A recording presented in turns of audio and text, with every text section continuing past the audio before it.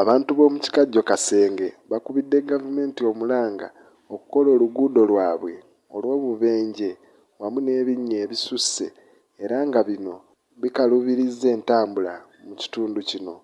Oluguudo luno luva Nateete ne lugendera ddala paka Nakawuka. Enfuufu mpitirivu baagaana otukolera ekkubo kyekisooka. Ebinnya biyitirivu, enfuufu ebuna buli wamu n'ogisanga mu buliri, n'ogisanga mu bintu, n'ogisanga ku bubalaza, buli wamu wajjula enfuufu mu biseera by'omusana. Ate enkuba bw'etonnya ne kiyitirira, ekkubo liba liseerera, buli kimu kwegamba oluguudo waffe lwatusukkako. Obubi bwalwo bubi nnyo nnyo nnyo, era tuli bubi ku nsonga eyo, tuli bubi nnyo nnyo nnyo ddala nnyo. Ebintu obyoza emirundi nga 3.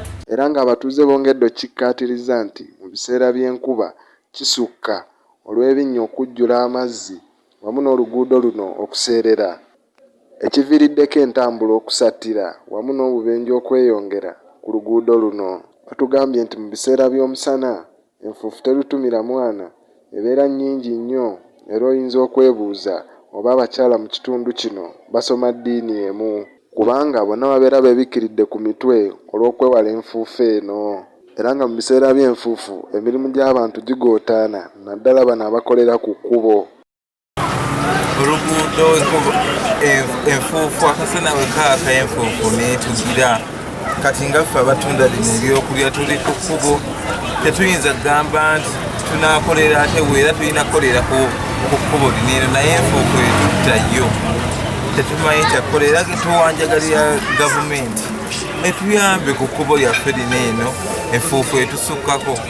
Naffe ffennyini tulwala endwadde zezitategeera zonna, netulwalalwala tetuggwako kwegamba bulwadde.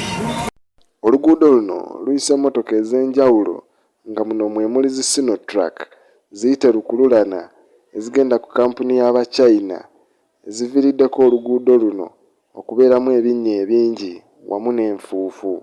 Bannange tuli bubi nnyo, bane tusaba batuyambe tukolere oluguudo, enfuufu etutta nnyo.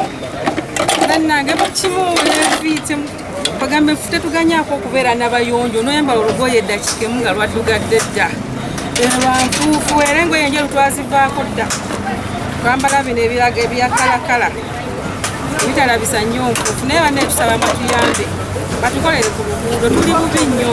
John Paul Kalango, MRI TV.